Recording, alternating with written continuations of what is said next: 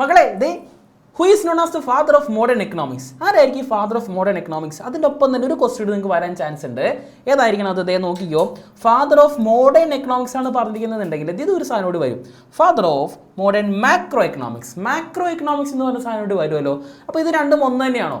അല്ല, രണ്ടും രണ്ടാണ്. രണ്ടും രണ്ട് ആൾക്കാരുടെയാണ്. നോക്കിക്കോ, ഫസ്റ്റത്തെ ഫാദർ ഓഫ് മോഡേൺ എക്കണോമിക്സ് എന്ന് പറയുന്നത് ഈ പുള്ളിക്കാരനാണ്.